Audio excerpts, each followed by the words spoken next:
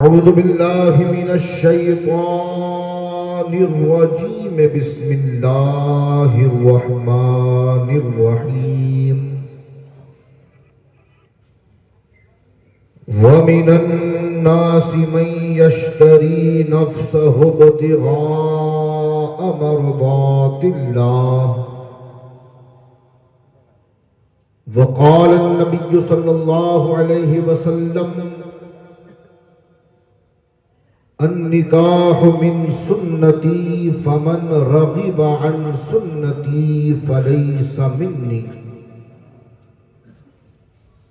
وقال اللہ تبارک وتعالی فی القرآن المجید والفرقان الحمید: قل لا اسألکم علیہ اجرا الا المودۃ فی القربى. آمنت باللہ صدق اللہ العظیم وبلغنا رسولہ النبی الامین المتین المبین الکریم ونحن علی ذلک من الشاہدین والشاکرین والحمد للہ رب العالمین. عزیزان من، ابھی آپ نے مجھ سے قبل دو مداحان رسول کی زبانی انتہائی خوبصورت لب و لہجے میں نعت رسول صلی اللہ علیہ وسلم سماعت کی، اور ساتھ ہی ساتھ دو بہترین خطاب آپ نے اپنے کانوں سے سماعت کی. اگر دونوں کی تقریر کو ملایا جائے تو 1 گھنٹہ تو ہو ہی گیا. اب باقی جتنا وقت ہے میں چاہتا ہوں کہ آپ کی خدمت میں نظر کروں. عزیزان محترم،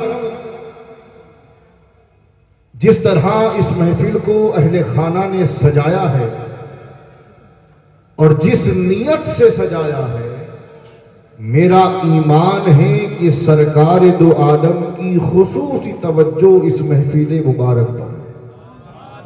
بولیں گے سبحان اللہ.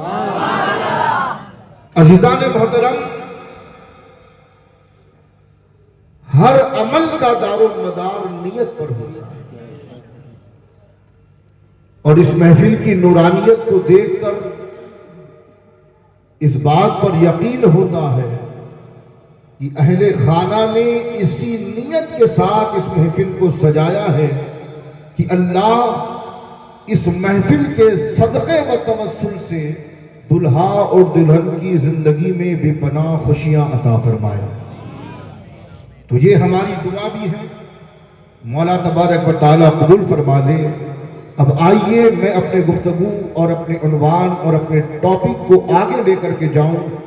سب سے پہلے ہم اور آپ سب مل کر سیدہ کے بابا، حسنین کریمین کے نانا، ہم سب کے آقا جناب احمد مجتبیٰ محمد مصطفیٰ صلی اللہ علیہ وسلم کی بارگاہ بے کس پناہ میں اپنی غلامی کا ثبوت دیتے ہوئے بآواز بلند درود پاک کا نذرانہ پیش فرما لیں. پڑھیں اللہم صلی علی سیدنا شفیعنا و مولانا محمد وعلی آل محمد وبارک وسلم صلو علیہ صلاۃ و سلام علیک یا رسول اللہ صلی اللہ علیہ وآلہ وسلم. عزیزان گرامی، زیادہ لمبی چوڑی تمہید کو نہ باندھتے ہوئے میں آپ کی خدمت میں اس حدیث مبارکہ کو پیش کرنے لگا ہوں کہ جس کو سننے کے بعد آپ کو معلوم ہوگا کہ آخر رسول کے غلام ان محفلوں کو سجاتے کس لیے ہیں. بول دیں گے سبحان اللہ. بھئی ہر کام کے پیچھے کوئی نہ کوئی مقصد ہوتا ہے نا، ہر کام کے پیچھے کوئی منشا ہوتی ہے، کوئی ارادہ ہوتا ہے. تو آخر یہ شادیوں کے موقع پر محفلوں کو کیوں سجایا جاتا ہے؟ تو کتاب کا نام ذرا نوٹ کریں اور اپنے ایمان کو تازگی بخشیں. کتاب کا نام ہے المودۃ فی القربیٰ. لکھنے والے ہیں میر سید علی حمدانی رحمت اللہ علیہ. آپ ایک حدیث کو نقل کرتے ہیں, لکھتے ہیں کہ حضرت عبداللہ ابن عباس روایت کرتے ہیں کہ اللہ کے رسول صلی اللہ علیہ وسلم نے ارشاد فرمایا کہ جس مقام پر اور جس جگہ جس علاقے میں, آپ کی سبحان اللہ سے ہی میری تقریر کا آغاز ہوا. اور دیکھیے تقریر کروائی نہیں جاتی ہے, تقریر کی نہیں جاتی ہے, تقریر کروائی جاتی ہے. تو آپ اگر مسکرا کر سنیں گے تو انشاءاللہ بولنے میں کامیاب ہو جاؤ گے, اور گھور کر سنیں گے تو 10 ہی منٹ میں اپنے عنوان کو سمیٹنا ہوگا. تو توجہ ہے آپ کی. حضرت عبداللہ ابن عباس روایت کرتے ہیں کہ اللہ کے رسول نے فرمایا کہ جس علاقے میں اور جس جگہ جس محلے میں اور جس سرزمین پر میرا اور میری آل کا ذکر ہوتا ہے وہاں رحمت کے فرشتوں کا نزول ہوتا ہے.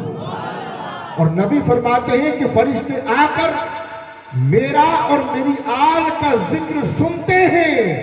کیا سمجھے دوستو, اللہ کے رسول ارشاد فرما رہے ہیں کہ جس علاقے میں جس جگہ میرا اور میری آل کا ذکر ہوتا ہے, یعنی کبھی حسین کا ذکر ہوتا ہے, کبھی حسن کا ذکر ہوتا ہے, کبھی مولا مشکل کشا کا ذکر ہوتا ہے, کبھی سیدہ کائنات کا ذکر ہوتا ہے, اور کبھی خود رسول کائنات کا ذکر ہوتا ہے. نبی فرماتے ہیں کہ فرشتے آ کر ان تمام ذکر کو سنتے ہیں, اور جب محفل برخاست ہو جاتی ہے تو یہ فرشتے آسمانوں کی طرف بلند ہو جاتے ہیں, یعنی آسمانوں پر چلے جاتے ہیں.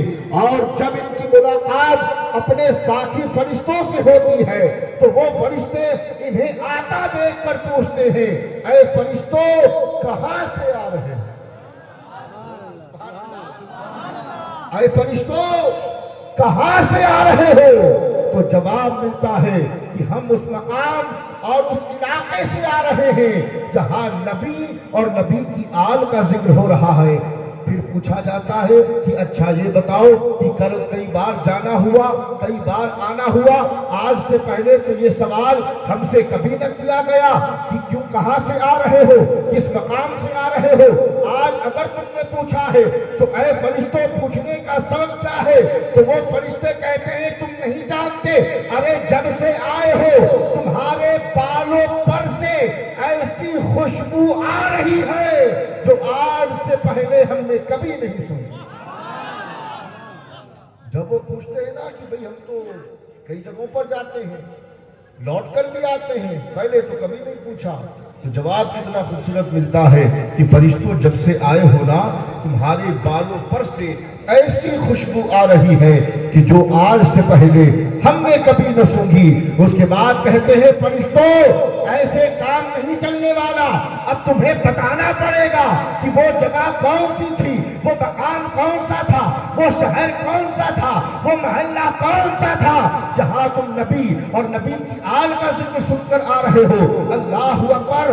وہ فرشتے کہتے ہیں ساتھی فرشتوں اب وہاں جانے سے کوئی فائدہ نہیں ہے. پوچھا جاتا ہے کیوں؟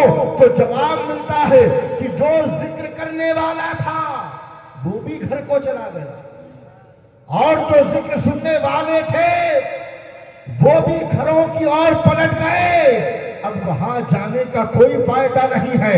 اب فرشتوں کا جواب سنیے اور اپنے ایمان کو تازگی بخشیے. فرشتے جواب دیتے ہیں اے ساتھی فرشتوں ہمیں نہ پڑھنے والے سے مطلب ہے نہ سننے والے سے مطلب ہے, ارے ہمیں تو اس مقام, اس علاقے, اس جگہ سے مطلب ہے جہاں نبی اور نبی کی آل کا ذکر ہو رہا ہے, جہاں نبی اور نبی کی آل کا ذکر ہو رہا تھا. فرشتوں نے پوچھا جا کر کیا کرو گے؟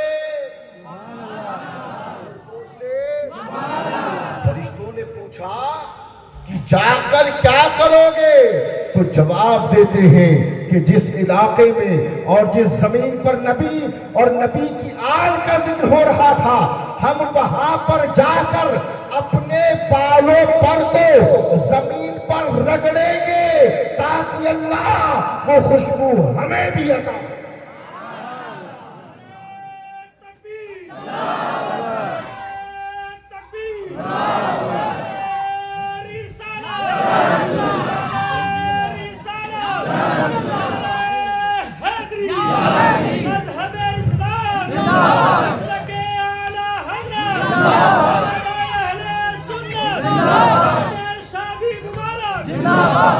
تو دوستان محترم جان لیا نا کہ جہاں نبی اور نبی کی آل کا ذکر ہوتا ہے وہاں اللہ کی رحمتوں کا نزول ہوتا ہے، اللہ آنے والوں کا معطر فرما دیتا ہے۔ اب عزیزان ملت اسلامیہ بڑی تیزی کے ساتھ اس کی بارگاہ میں لے چلتا ہوں جسے زمانہ امام حسین کہتا ہے۔ آپ کہیں گے حضرت شادی کا موقع ہے اور یہاں پر آپ کربلا سنانے چلے آئے، میں کہوں گا نادان یہی تو وہ ذکر ہے، یہی تو وہ ذکر ہے کہ جن کے ذکر کی برکت سے اللہ ہماری بخشش فرمائے۔ اور بھلا کیوں نہ ذکر کیا جائے، آپ کے گھر میں بیٹا پیدا ہو اور پھر اس کا برتھ ڈے آئے تو 10 کلو کا کیک کاٹا جاتا ہے اور خوشی منائی جاتی ہے، کیوں صاحب؟ کہ بھئی آج پوتے کا برتھ ڈے ہے۔ تو دوستوں 5 شعبان المعظم اس کی ولادت کا دن ہے جس کے بارے میں ہندوستان کی سرزمین کا راجا جو راجستھان میں آرام کر رہا ہے وہ کہتا ہے شاہ است حسین، بادشاہ است حسین، دین است حسین، بی پناہ است حسین، سرداد نداد دست در دست یزید، حقاق بنائے لا الہ است حسین۔ 5 شعبان امام حسین علیہ السلام کی ولادت کا دن ہے۔ میں چاہتا ہوں کہ ولادت کا واقعہ سنا کر بڑی تیزی سے پھر اپنے عنوان کی طرف آؤں گا۔ عزیزان گرامی، کتاب کا نام ہے روضۃ الشہداء۔ ملا حسین واعظ کاشفی نے اس کتاب میں اہل بیت کے مناقب کو جمع کیا ہے، اور مسئلہ یہ ہے نا کہ اگر ادھر ادھر کی بات کی جائے تو حوالہ کوئی نہیں مانگتا، لیکن جب نبی کی آل کی بات آ جائے تو چاروں طرف سے حوالے طلب کیے جاتے ہیں۔ تو میں یہ حوالہ انہی کے حوالے کر رہا ہوں، غور سے سنیے گا۔ اور جو روایت پڑھنے لگا ہوں ویسے تو بڑی طویل ہے، لیکن چاہتا ہوں کہ اختصار کے ساتھ حصول برکت کے لیے آپ کی خدمت میں نظر کروں۔ عزیزان گرامی، 5 شعبان المعظم حسین کی ولادت ہو رہی ہے۔ اب ایک فرشتہ جس کا نام ہے فطروس، اللہ اکبر، اللہ نے حکم دیا تھا کسی کام کا کرنے میں تھوڑی دیری ہو گئی، اللہ کو جلال آیا، بالوں پر چھین لی اور زمین پر ڈال دیا، اور وہ فرشتہ غار میں بیٹھ کر صدیوں اللہ کی بارگاہ میں اپنی اس غلطی کی معافی طلب کرتا رہا، پروردگار خطا ہو گئی، لغزش ہو گئی، معاف فرما دے، لیکن اللہ نے اس کی دعا کو قبول نہ کیا۔ اب 5 شعبان المعظم نبی کے گھر، علی کے گھر حسین آ رہے ہیں۔ اللہ اکبر، اللہ اکبر۔ پروردگار عالم نے حکم دیا، اے جبرائیل کیا تمہیں نہیں معلوم کہ علی کے گھر، میرے حبیب کے گھر حسین کی آمد ہوئی ہے؟ اے جبرائیل خود بھی جاؤ اور اپنے ساتھ 70,000 فرشتوں کی بارات لے کر جاؤ، جا کر میرے حبیب کو اور میرے حبیب کے حبیب کو مبارک باد۔ تو حضرت جبرائیل 70,000 فرشتوں کو لے کر اترنے لگے۔ اب فطروس فرشتہ غار میں بیٹھ کر اس منظر کو دیکھ رہا تھا کہ آج کیا ہو گیا، جبرائیل کے ساتھ اتنا بڑا قافلہ۔ جب جبرائیل امین زمین کے قریب آئے تو فطروس نے عرض کیا کہ اے بلبل سدرا کہاں چلے؟ جبرائیل امین نے کہا کہ تمہیں نہیں معلوم علی کے گھر اللہ نے حسین کو پیدا کیا اور اللہ کا حکم ہے کہ جا کر کے مبارکبادی دو۔ اب یہاں ٹھہر کر ایک نقطہ، اور یہ حقیقت بھی ہے اور عقیدت بھی، فرشتوں کے بارے میں آپ کو پتا ہے کہ فرشتے ہمہ وقت اللہ کی عبادت میں مصروف رہتے ہیں۔ جو فرشتہ حالت قیام میں ہے وہ قیامت تلک حالت قیام میں رہے گا، جو فرشتہ حالت رکوع میں ہے وہ حالت رکوع میں رہے گا، جو حالت سجدہ میں ہے وہ حالت سجدہ میں رہے گا، جو حالت قعدہ میں ہے وہ حالت قعدہ میں رہے گا۔ لیکن اے پروردگار، آج کیا ہوا؟ 5 شعبان المعظم پتہ یہ چلا کہ رب نے فرشتوں سے کہا کہ میری عبادت چھوڑو اور حسین کی زیارت کو چلو۔ عزیزان من، کہا کہ حسین کی ولادت ہوئی ہے، اللہ نے شہزادہ عطا کیا ہے۔ فدروس نے کہا کہ صدیاں گزر گئیں، معافی طلب کرتا رہا، اللہ نے معاف نہ کیا، لگتا ہے کہ بڑی اہم شخصیت کی آمد ہوئی۔ مجھے اس بات کا یقین ہے کہ اگر میں اس کے وسیلے سے معافی طلب کروں گا تو اللہ ضرور قبول فرمائے گا۔ اے جبرائیل، مجھے بھی اپنے ساتھ لے چلو۔ جبرائیل نے کہا فدروس، میں اللہ کے حکم سے آیا ہوں، جب تک اللہ اجازت نہیں دیتا میں تمہیں اپنے ساتھ لے جانے والا نہیں۔ جبرائیل نے عرض کیا پروردگار، یہ آنا چاہتا ہے۔ رب نے کہا جبرائیل لے جاؤ۔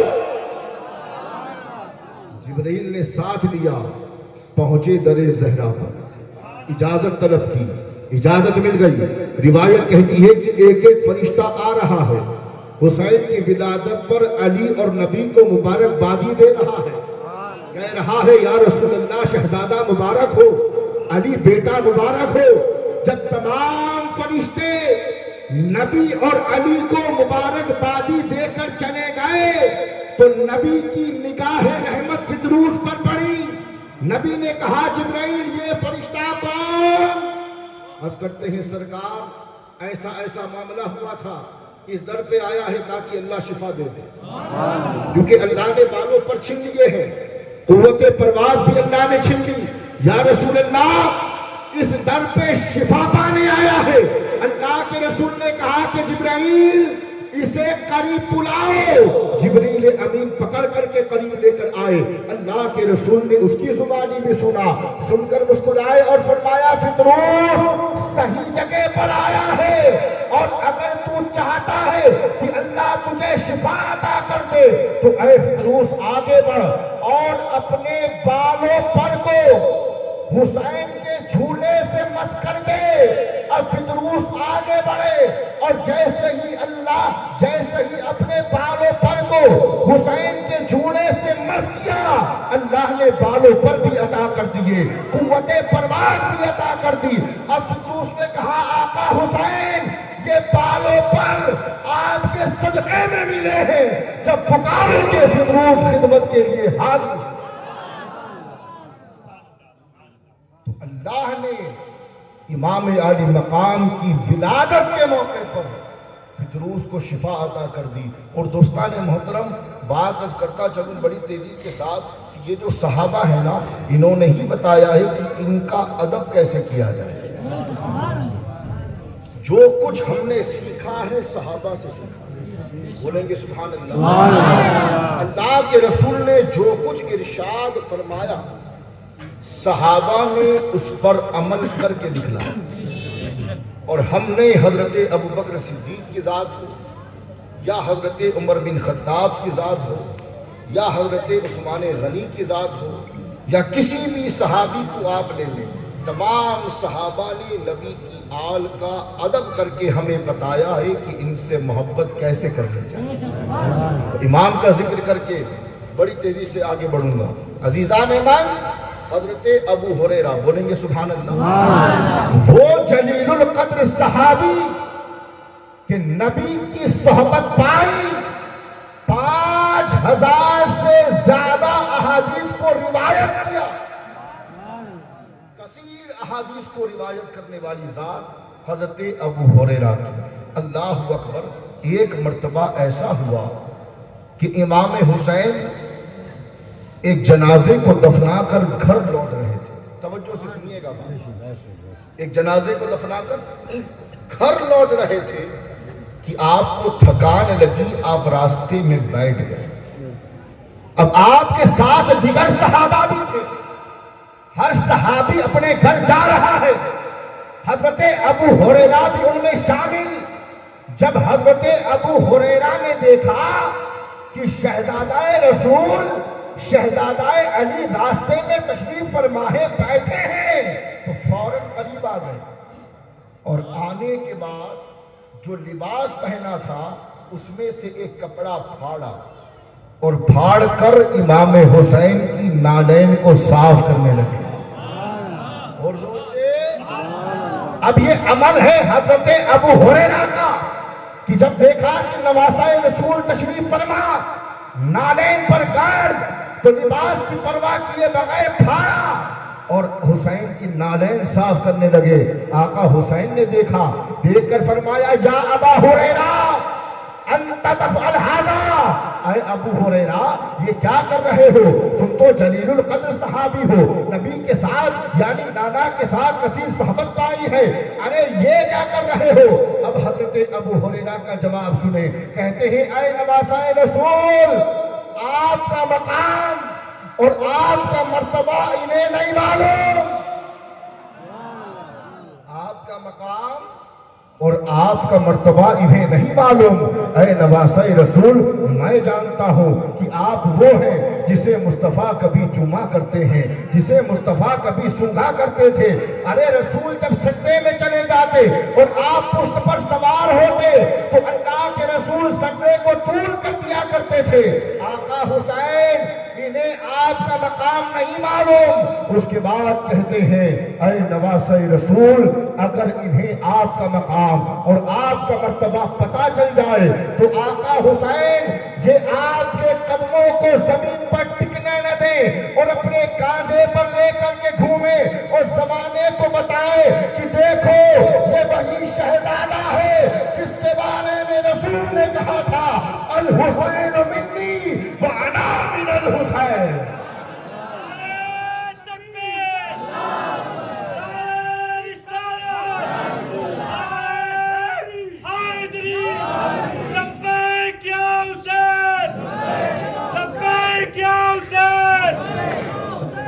عزیزان ملت اسلامیہ، یہ شان ہے اہل بیت اطہار کی۔ اور دوستو امام اعظم کا بھی دین گزرا۔ بھئی امام اعظم کون ہے بتائیے؟ امام اعظم وہ ہیں جن کی ہم تقلید کرتے ہیں، شرعی مسائل میں ہم جن کی اتباع کرتے ہیں اسے امام اعظم کہتے ہیں۔ آپ کو کبھی بتایا گیا کہ امام اعظم ابو حنیفہ کس کی دعا کا نتیجہ ہے؟ بولو سبحان اللہ۔ امام اعظم ابو حنیفہ، آپ محدثین کی اگر سیرت کو اٹھا کر کے پڑھیں گے دوستو تو آپ کو پتا چلے گا کہ ہر محدث بالواسطہ یا بلا واسطہ امام اعظم ابو حنیفہ کا شاگرد ہے۔ بڑے سے بڑا محدث ہو، بالواسطہ یا بلا واسطہ، امام اعظم ابو حنیفہ کا شاگرد ہے۔ کون امام اعظم؟ وہ امام اعظم ابو حنیفہ 60 سال کی عمر ہے۔ پوچھنے والے نے پوچھا کہ امام یہ تو بتاؤ عمر کتنی ہے؟ بال سفید ہو گئے، داڑھی سفید ہو گئی۔ امام اعظم کی عمر 60 سال تھی۔ آپ نے فرمایا کہ نعمان کی عمر صرف 2 سال ہے۔ پوچھا گیا نا کہ امام کتنی عمر ہے آپ کی؟ 60 سال کے تھے، کہا 2 سال۔ پوچھنے والے نے پوچھا کہ امام 2 سال کیسے؟ تو وقت کے امام نے جواب دیا کہ اے سائل سن لے، یہ نعمان بن ثابت نے جو 2 سال علی کے بیٹے یعنی امام جعفر صادق کی صحبت میں گزارے ہیں، اگر وہ 2 سال میں امام جعفر صادق کی صحبت میں نہ گزارتا تو میں نعمان ہلاک ہو جاتا۔ علماء سے سنا ہوگا۔ اب جو بات کہنے لگا تھا وہ یہ تھی، توجہ ہے آپ کی عزیزان من۔ آپ کے دادا کا نام ہے حضرت زوطا رضی اللہ تعالی۔ آپ کے دادا مولا کائنات کے مرید میں سے، مولائے کائنات کے چاہنے والوں میں سے۔ کوفہ آ گئے تھے آپ، اور مولائے کائنات سے اتنی محبت تھی کہ اکثر ملاقات کے لیے جایا کرتے تھے۔ تو ایک مرتبہ یہ ہوا کہ حضرت زوطا رضی اللہ تعالی عنہ اپنے بیٹے حضرت ثابت کو لے کر علی کی بارگاہ میں آئے۔ بولیں گے سبحان اللہ؟ بھائی 1:30 بجنے کا یہ مطلب نہیں ہے کہ آپ اتنے خاموش ہو، یہ جو دور ہے۔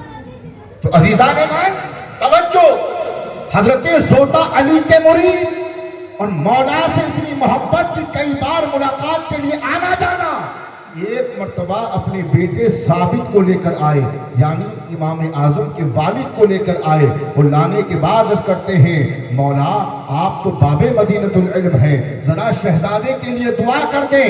اب مولائے کائنات کی نگاہ ولایت دیکھو، علی نے حضرت نعمان کے والد یعنی حضرت ثابت کو دیکھ کر کے کہا کہ اے زوطا میں دعا دیتا ہوں کہ اللہ اس کی نسل میں بے پناہ علم کی برکتیں عطا فرمائے۔ دعا دیتا ہوں کہ اللہ اس کی نسل میں علم کی برکتیں عطا فرمائے۔ اور زمانے نے دیکھا نعمان تھے اپنے وقت کے امام اعظم بن گئے۔ تو عزیزان محترم، جو ان کی جوتیوں کو اٹھا لیتا ہے اور سر پہ رکھ لیتا ہے، پھر اللہ اس کے مقام اور مرتبے کو خوب بلند فرما دیتا ہے۔ عزیزان محترم، بعد ذکر رضا اور فکر رضا کی چل رہی تھی، اب ذرا میں بھی جوش میں آیا ہوں تو علماء کرام کی توجہ اور ایک واقعہ میں اعلیٰ حضرت فاضل بریلوی کے حوالے سے بیان کرنا چاہتا ہوں۔ توجہ ہے آپ؟ غور تو نہیں ہو رہے آپ؟ عزیزان من، ہوتا یہ ہے ذکر رضا تو سب کرتے ہیں اور کرنا بھی چاہتے ہیں، لیکن فکر رضا کہیں کہیں دکھائی پڑتا ہے، اور سارا مسئلہ فکر رضا کا ہے۔ اور رہی بات اعلیٰ حضرت کے فتاووں کی، تو فتاوی رضویہ سے ہر کوئی اپنے مطلب کا تو نکال لیتا ہے، وہ نہیں نکالتا جو اعلیٰ حضرت نے نبی کی آل کے بارے میں لکھا ہے، وہ نہیں پڑھتا جو اعلیٰ حضرت نے نبی کی آل کے بارے میں لکھا ہے۔ تو سارا مسئلہ فکر رضا کا ہے، ٹھیک ہے، ذکر رضا سے کسی کو کوئی پرابلم نہیں ہے۔ اب اعلیٰ حضرت نبی کی آل سے کتنی محبت کرتے ہیں یہ تو آپ نے اکابرین سے سنا ہے، میں تو بس ایک واقعہ آپ کی خدمت میں نظر کرنا چاہوں گا۔ عزیزان محترم، بریلی کی سرزمین ہے، ایک سید صاحب تھے، غریب تھے، مفلوق الحال تھے، مانگنے پر مجبور ہو گئے۔ میں بہت شارٹ کر رہا ہوں، توجہ چاہتا ہوں آپ، لیکن انداز بالکل مختلف تھا۔ عام طور پر فقراء کہتے ہیں اللہ کے نام پہ دے دو، فلاں کے نام پہ دے دو، فلاں کے نام پہ دے دو، لیکن سید صاحب کا انداز یہ تھا کہ جب بھی کسی کے دروازے پر جاتے تو کہتے کہ سید کو دلواؤ۔ کیا کہتے بولے؟ سید کو دلواؤ۔ اب بریلی کی سرزمین ہے، ایک مرتبہ مانگتے مانگتے اعلیٰ حضرت کی خانقاہ پر پہنچے۔ بولتے ہیں سبحان اللہ۔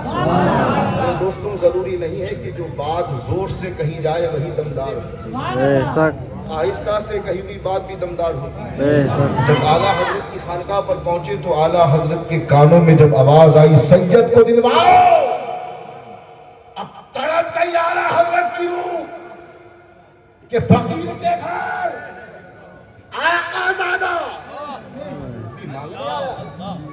فوراً خانقاہ سے باہر آئے، اور جتنا نذرانہ دن بھر میں آیا تھا سارا نذرانہ سید زادے کی خدمت میں پیش کر دیا۔ دینے لگا ہوں ذکر رضا اور فکر رضا، علماء کی توجہ۔ اعلیٰ حضرت نے کیا کیا کہ جتنا نذرانہ تھا سید زادے کی خدمت میں نظر کیا۔ اب جو جھولی تھی اس میں نوٹیں بھی تھیں، سکے بھی تھے، اور اس زمانے میں چونی کی بھی بڑی اہمیت ہوا کرتی تھی۔ سید زادے سے کہا کہ شہزادے شرمندہ نہ کریں، یہ جتنا ہے اسے قبول فرما لیں۔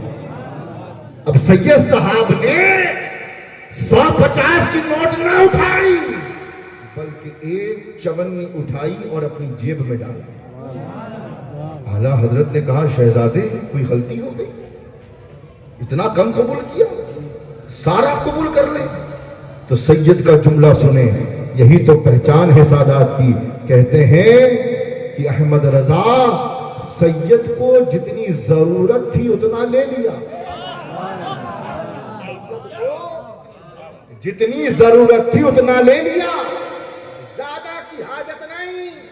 ہم فقر مست چاہنے والے علی کے ہیں۔ اللہ اکبر کہا کہ جتنی ضرورت تھی اتنا لے لیا۔ اعلیٰ حضرت اپنی خانقاہ میں تشریف لے آئے، خادم کو بلایا اور بلا کر کے کہا خادم یہ شہزادے ہیں، سید زادے ہیں، انہیں ادب کے ساتھ دروازے تک پہنچ کر کے آؤ، اب جملہ سنیں اور فکر رضا کو لے کر کے جائیں۔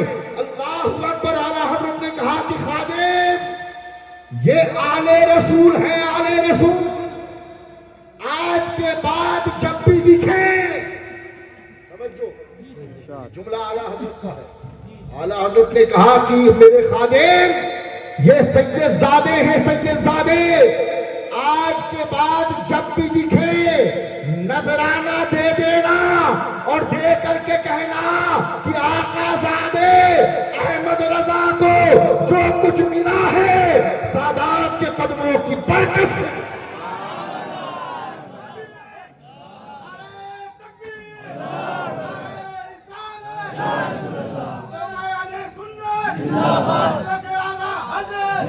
وہ جہاں میں خادم آل رسول اللہ کر حضرت آل رسول مقتدا کے نام، یہ ہے ذکر رضا اور فکر رضا۔ علماء سے گزارش ہے کہ ذکر رضا جب بھی کریں تو فکر رضا کے ساتھ کریں، ذکر رضا جب بھی کریں فکر رضا کے ساتھ کریں۔ اب آخر میں دو باتیں توجہ کے ساتھ، شادی کا موقع ہے نا، اب دیکھیے دوستان محترم، کوئی ایسا گھر باقی نہیں ہے جس گھر میں میاں بیوی کے درمیان جھگڑا نہ ہوتا۔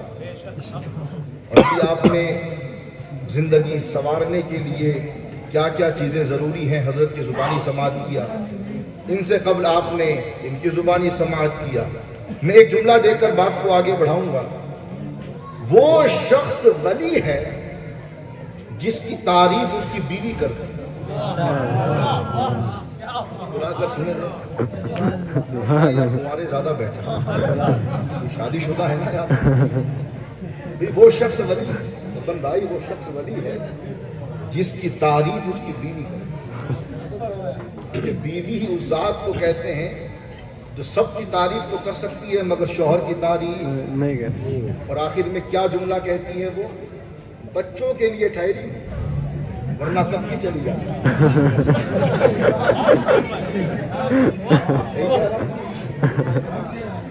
یہ بچوں کی وجہ سے اس گھر میں ہوں ورنہ میں تو کب کی چلی جاتی۔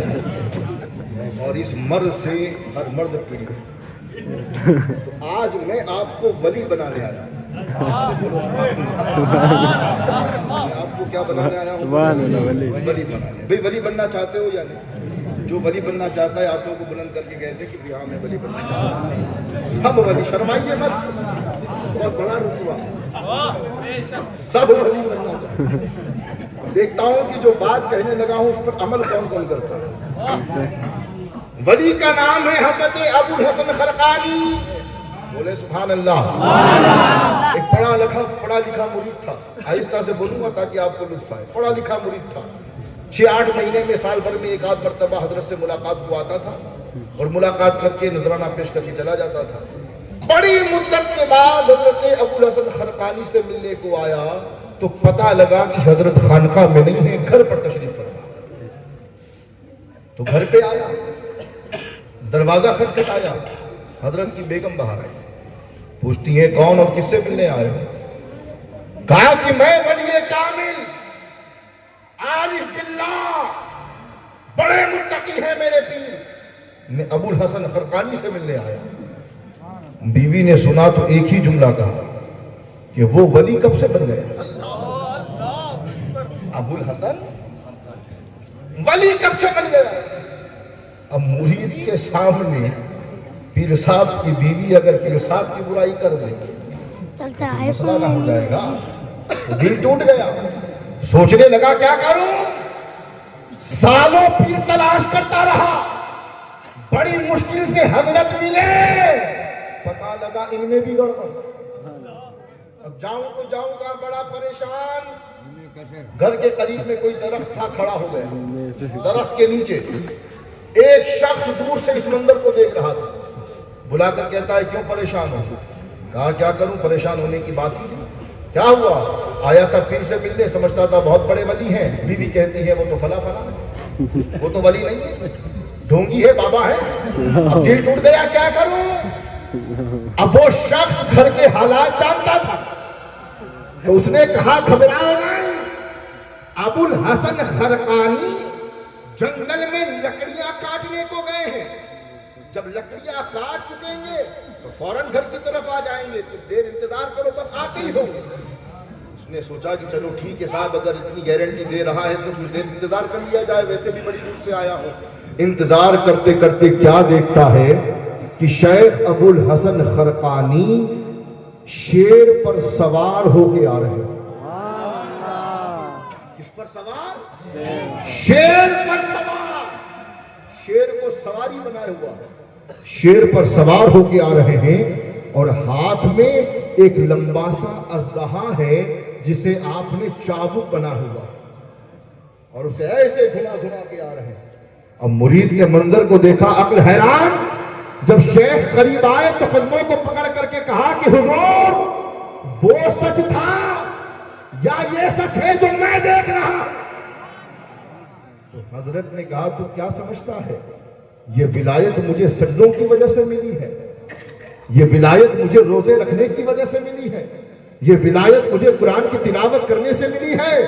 اے مرید جان لے, ابو الحسن کو یہ ولایت سجدوں کی وجہ سے نہیں ملی, ظالم بیوی کے ظلم پر صبر کی وجہ سے اللہ نے مجھے یہ مقام عطا کیا.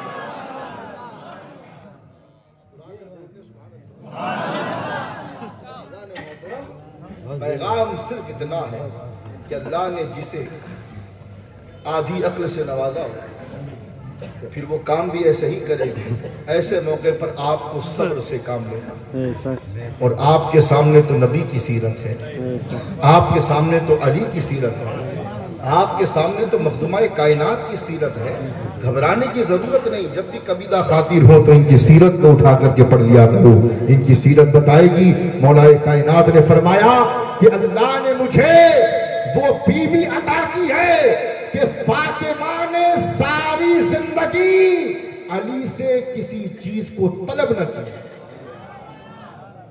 ساری زندگی جتنا وقت میں نے فاطمہ کے ساتھ گزارا ہے, مولا علی کہتے ہیں آج تک کبھی حسنین کی ماں نے, نبی کی شہزادی نے علی سے کسی چیز کا مطالبہ نہیں کیا. عزیزان محترم, یہ مولا کائنات اپنی بیوی ہماری ماں کے بارے میں ارشاد فرما رہے ہیں کہ سیدہ کائنات نے کبھی کچھ نہیں مانگا. اور ایک جملہ دے کر بات کو تمام کروں گا کہ نیک بیوی وہ ہے جو شوہر کی آمدنی کے مطابق خرچ کرے. بہت بڑی بات کہنے لگا ہوں. شوہر کی آمدنی ہے 5,000 اور کپڑوں کا ڈیمانڈ ہے کہ ہمیں 3,000 سے کم تو چاہیے ہی نہیں. نبی فرماتے ہیں کہ ایسی بیوی اپنا ٹھکانہ جہنم بنا لے, اور وہ بیوی جو شوہر کی آمدنی کے حساب سے اپنی زندگی کو جیتی ہے, فقر میں زندگی گزارتی ہے, صبر سے کام لیتی ہے, نبی نے فرمایا ایسی بیوی مرنے کے بعد فوراً جنت میں داخل کر دی جائے. عزیزان من, دعا یہ ہے کہ مولا اس محفل کی برکت سے دلہا اور دلہن کی زندگی میں بے پناہ خوشیاں عطا فرمائے. میرے کہنے سننے میں کوئی خطا لفظش ہوئی تو مولا معاف فرمائے. وما علینا الا البلاغ. السلام.